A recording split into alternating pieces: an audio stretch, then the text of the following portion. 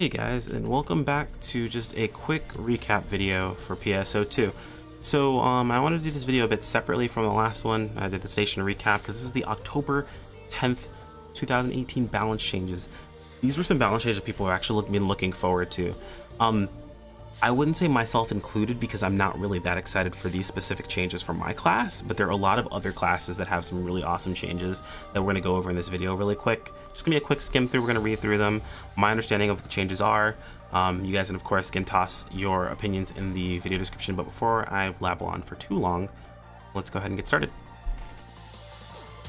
So, October 10th, which is in one day actually, so I'm not sure if this is October 10th in Japan, if it's gonna be October 10th JP, which would be, I mean, today is Tuesday, so it'd be Wednesday for them. Usually we don't, maybe we do have downtime. I don't remember exactly how it works out, but anyway, it's gonna be the 10th. We've got some changes coming up, so I'd imagine it's gonna be probably tomorrow night, whatever. So Hunter starts, we have PA Sacrifice Bite and Sacrifice Bite Type 0. The effect will no longer vanish from your sword when switching weapons. The effect has not changed to restore PP upon hit. The effect has changed to restore PP upon hit. Hang on, I'm reading this so wrong. The effect has changed to restore PP upon the PA's hit, as well as provide a minor natural PP recovery effect for a limited time. Due to this, the power-up effect provided by the PA has been removed. So the PAs don't do more damage, but you do get more PP. So I feel like this is actually a bit of a nerf.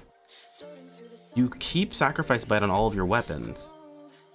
You don't gain extra damage, however you do restore a bit of PP on hit, and you also have a natural PP regen. I guess that means that you'll be able to do more PA, so the individual PA won't do more damage. It'll do a little bit less, but you'll be able to do more of them.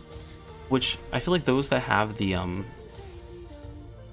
blue brick, I forget the name of the weapon at this point because I haven't played in so long, but those that have the brick unsealed that are also getting their parries really don't use any PP to begin with, so I'm not sure how I feel about that. Sword mains, let me know. You know who I'm talking about. Yeah, you. Watching the video right now. You know exactly who you are. Say something in the comments. Anyway, Hunter sword attacks. Increase sword's power for all of its attacks. With this adjustment, the final power will be greater than or equal to as if using Sacrifice Bite before this update. Never fucking mind. So you'll do either equal or more damage. So it's just an overall buff then. That's what that means. That makes a lot more sense now. For anyone who didn't catch that, essentially, they're nerfing the damage that Sacrifice Bite gives you and then just adding that damage naturally into the PA's attacks themselves. And in certain situations, it may be a little bit higher. So what you're gaining over the overall for hunters, sword hunters specifically, what you're gaining is more PP upon hit, or you're gaining PP upon hit of your PA's attack successfully, and a natural PP recovery. And in certain situations, you may actually gain a bit more damage. So, ranger adjustments. You can now cancel by jumping during your dive roll, shoot with launcher. Congratulations. Anyway, you can cancel. I'm not sure how big of a difference that is. It's probably going to be awesome for canceling out of something. Honestly, I have no idea really. I'm leveling ranger on my main right now, and I haven't really played in a while, so I think he's like level 61. I think I used rifle for the most part. So yeah, it's been a little while. Anyway, gunner adjustments. You can now cancel by jumping during dive roll shoot with TMGs. Interesting, so you can now jump cancel out of dive roll shoot. And then 0 range advanced 2 max skills now adjusted to level 5. Each level will be adjusted accordingly, meaning you should have 5 more points to play around with if you were maxing out that skill before. I'm not sure if everyone was. I haven't looked at my gunner tree in a while. I'm pretty sure you are, but we'll see. Force adjustments, skill elemental conversion. Different element conversion rates will be 45% at level 5. The same element conversion rates will be 50 for levels 1 to 5. So at level 5, you'll have 45%, and level 5 for same element, it'll be 50%. Interesting. Eternal Operation Device and S4 refined provinces, different element conversion will be adjusted, so the final damage will be the same as prior to this adjustment. Okay, so they're making it so essentially you're not as required to have that specific weapon or S4 ability. Not too bad. Braver adjustments. So PA's Master Shoot, Penetrate Arrow, and Banish Arrow adjusted so that you can attack and move with directional input. Movement, awesome. So I think these are the bow changes that people have been looking forward to. PA Chase Arrow, relax the timing. You start falling. So you start falling later, I guess. So you'll be up in the air longer. Which is kind of cool, I guess. Skill Rapid Shot cooldown is now set to 110 seconds. I guess it was longer beforehand, so there you go. Skill Combat Escape, Katana Gear Boost, Bullet Bow, Charge Bonus. Max skill level will now be 1. Effect values will be adjusted accordingly. So you only do 1 point for all of these, which I guess this is to encourage Katana Bravers to actually pick up your bow. I feel like that's what they've been trying to do this entire time, is just get them to pick up their bow and use it more. Snatch Step buffed its power and added PP recovery effect. Great. Well, more PP for Bravers. All right, we're gonna come to these last, actually, guys. I wanna save that for the end. Summoner adjustments. Alter Ego Harmony. The player will no longer become invincible when using Alter Ego. The player will be granted Super Armor status instead. 20% received damage cuts for pets. 80% damage cuts for players. Status effects and stuns will be negated. 50% transmitted damage cuts from pets. Relax difficulty in obtaining candy, and 13-star pets. From collection sheets you can obtain candy that's relatively good for the pet. Okay, so they adjusted it so the candy isn't trash and the pet's easier to get. And it looks like now the summoners that are going, I think Summoner Fighter for like low HP pools for like massive damage, now are okay with Alter Ego, so that's cool. Technique adjustments. Increase the initial PP cost. Increased its power during the rushing phase. Oh, that's for that specific okay, I see, that's for that specific technique. Is reform. I'm not even gonna try to pronounce that because I can't today. I just can't for that specific PA. And then the item adjustments we have. Okay, we'll come back to the item adjustments. Let's take a look at Bouncer. All right, here we go. So jet boots in general. When you perform a derivative action during step, the normal attack derivative will occur. It's now possible to move during normal attack derivative and has improved its just attack opportunity. It's now possible to move during the weapon action, and the just attack timing has been relaxed. Relax the jump cancellation timing during step attacks. An attached element will no longer be discarded if the jet boots gear became empty. Meaning you shouldn't lose out on your element from now on, even if you lose your gear, which is really good because that was kind of annoying for jet boot players.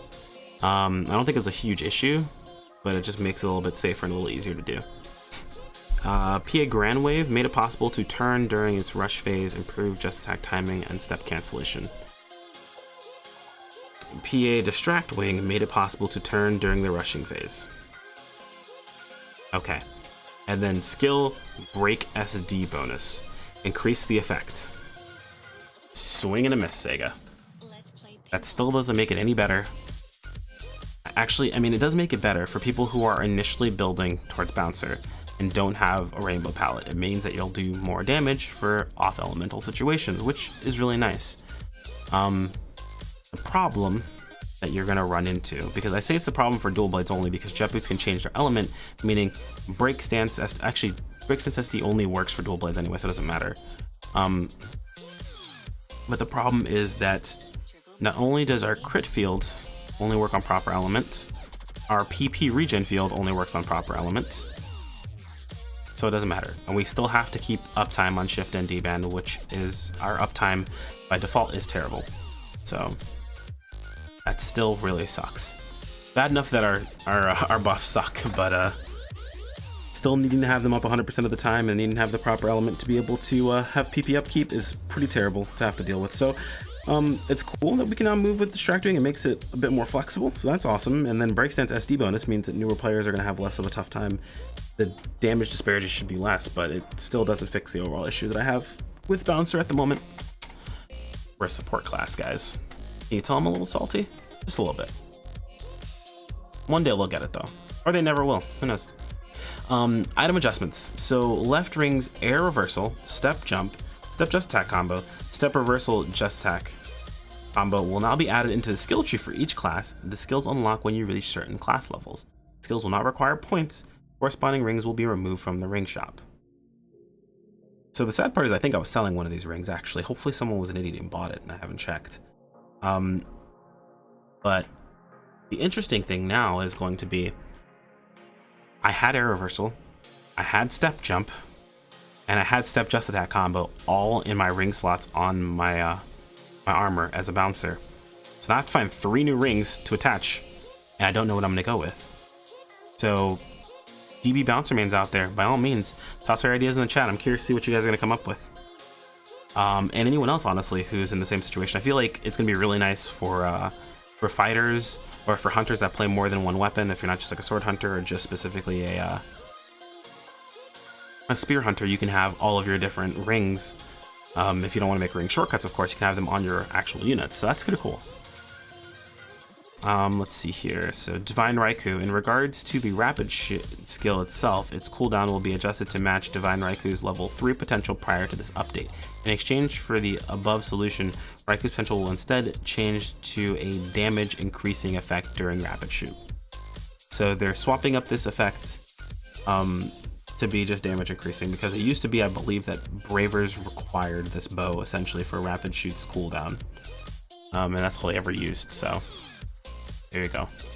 Well guys, that's all the changes. What are your thoughts? Anyone excited for the changes? I feel like the hunter buffs are pretty cool, but I'm not sure how big of a buff they'll be. Other than that, really, I guess the gunner ones aren't too terrible. Force adjustments I heard are supposed to be really, really good. Jet boots bouncer. You just keep getting better and better, my friends. I mean, it isn't really much more damage, but it's just ease of use. So, I guess technically we got a little bit of power, but it won't make any difference for me with a rainbow palette, so we'll see. This is the most interesting part, guys, is this left rings change. What is going to happen to our ring choices? Yeah, leave it in the comments. Let me know what you guys think. If you guys like the video, go ahead and give it a thumbs up. If you didn't like the video, know where that button is. Subscribe to keep all of the videos that are going on the channel. I'm going to try to keep these videos flowing, a little bit more consistency, maybe a video every other day. I've got 2 that are going to be going up tonight, so fun stuff. Gonna get those edited and get those out to you guys as soon as possible. Make sure to hop into the Discord if you guys want to keep up to when the videos do go live, because I always post those in my announcements channel. Yeah, and that bell icon does something. I don't know what that's all about. I'm gonna leave now before I talk to any more circles. Okay, bye friends.